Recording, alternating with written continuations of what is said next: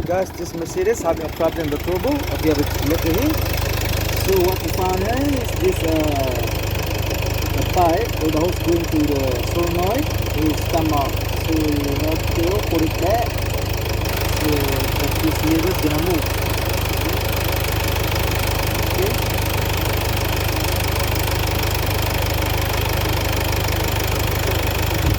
Now look, this lever starting to move. So the turbo is gonna be power hub gonna come back.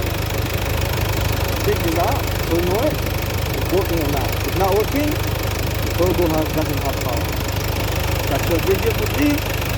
Thanks for watching. Bye.